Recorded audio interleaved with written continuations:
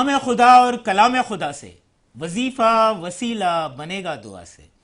وظائف سیگمنٹ میں ایک بار پھر نور فاطمہ اور سلیمان سایانی حاضر ہیں محترم مفتی ابو ذر غفاری صاحب کے ساتھ۔ السلام علیکم سر، دوسری سحر مبارک ہو۔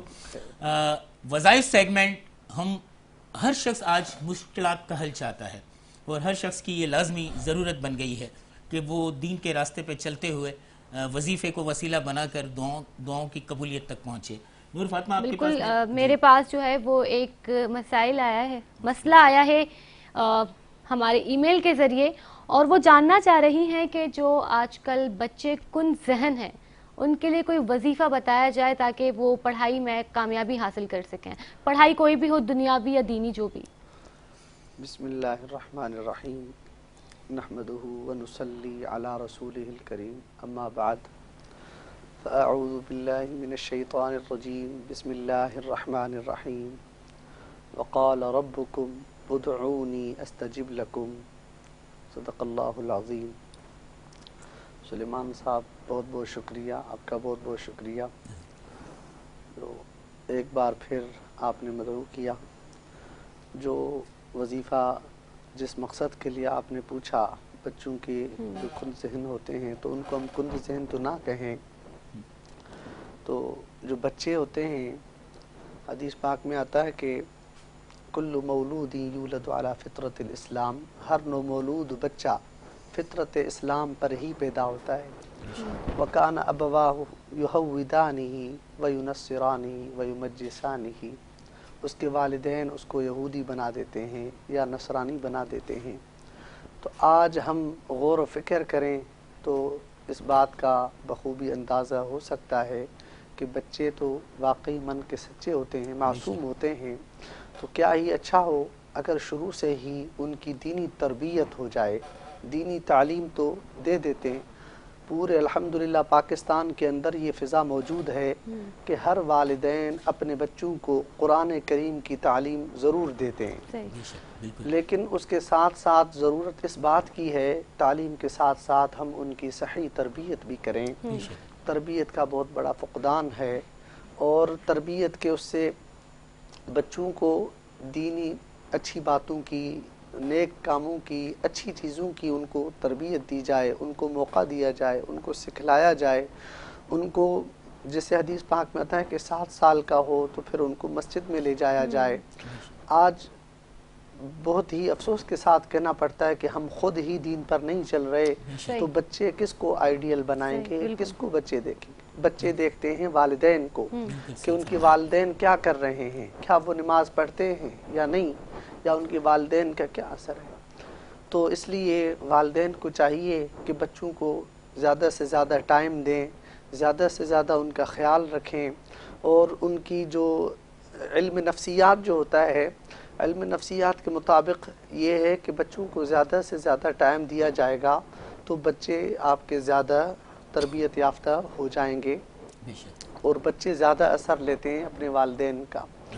تو جو آپ نے پوچھا کہ کند ذہن ہو جاتے ہیں بچے، اب کند ذہن کیوں ہو جاتے ہیں، کند ذہن کی وجہ کیا ہے؟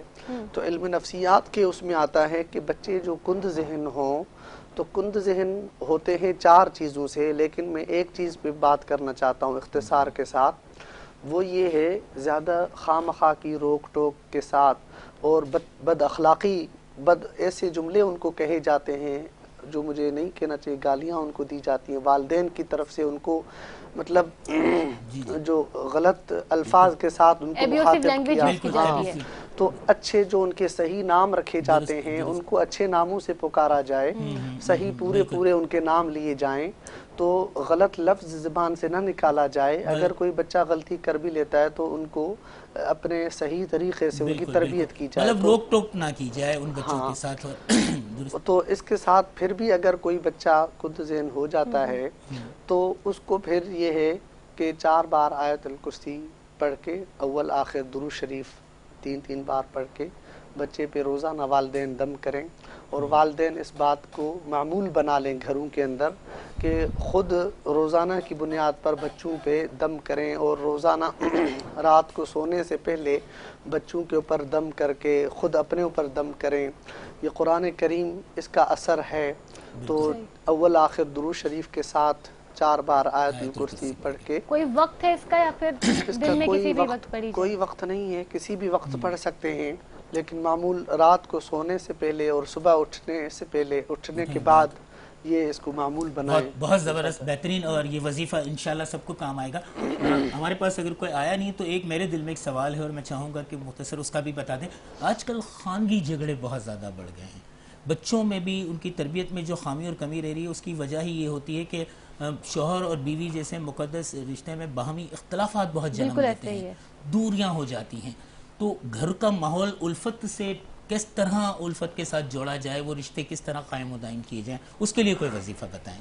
اللہ عز و جل قرآن پاک میں ارشاد فرماتے ہیں ہن لباس لکم وانتم لباس لہن، وہ تمہارا لباس ہیں اور تم ان کا لباس ہو. بے شک میاں بیوی کے اس رشتے کو اللہ تعالیٰ نے لباس کے ساتھ تشبیہ دی ہے کہ لباس کے ساتھ تشبیہ دینے کا کیا مقصد ہے؟ کیونکہ لباس انسان کے زیادہ قریب ہوتا ہے، لباس انسان کی حفاظت کرتا ہے، لباس انسان کو چھپاتا ہے. اسی طرح میاں بیوی کے درمیان اگر کوئی ایسی بات ہو بھی گئی ہے تو لباس کو مد نظر رکھتے ہوئے ایک دوسرے کے عیوب کی پردہ پوشی کریں، ایک دوسرے کی باتوں کو اپنے تک رکھیں، زیادہ ادھر ادھر نہ پھیلائیں. ان سے ہی تعلقات خراب ہوتے ہیں، اور جو ایسے گھر کے اندر ماحول خراب ہوتا ہے وہ زیادہ تر ساس سسر کے رویوں کی وجہ سے یا اس طرح کے گھریلو رویوں کی وجہ سے ہو جاتا ہے. تو میں یہ کہنا چاہ رہا ہوں کہ ان ماؤں کو بھی سوچنا چاہیے کہ جو آپ کے گھر میں بیٹی آ رہی ہے وہ اپنے ماں کا، باپ کا، بھائیوں کو سب کچھ چھوڑ کر صرف ایک خاوند کی خاطر ایک نکاح کے لیے آپ کے گھر میں آ رہی ہے، تو اس کو آپ اپنی بیٹی سمجھ کر آپ اس کے ساتھ رویہ رکھیں. اور جو شوہر ہے اس کی پوری ذمہ داری ہے صحیح طور پر اپنی اہلیہ کے ساتھ صحیح رہے.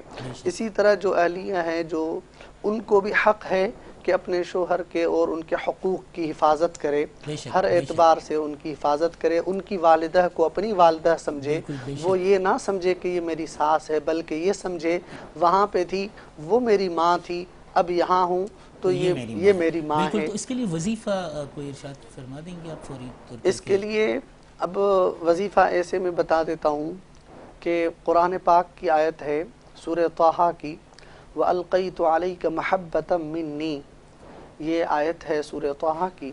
تو اس کے اندر یہ آپ روزانہ عشاء کی نماز کے بعد 100 بار پڑھ کر اور دودھ کے اوپر دم کر کے یا کسی بھی میٹھی چیز کے اوپر دم کر کے آپ اگر شوہر کے درمیان اس کے دل میں کوئی ایسی بات ہے تو اس کو پلا دیں، اگر اہلیہ کے دل میں ایسی کوئی ناراضگی ہے تو ان کو پلا دیں، باہمی الفت آپس میں قائم رہے گی. باہمی الفت ہو جائے گی.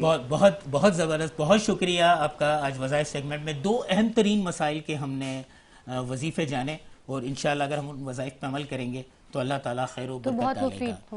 تو وظائف سیگمنٹ ہمارا یہیں تک تھا. آج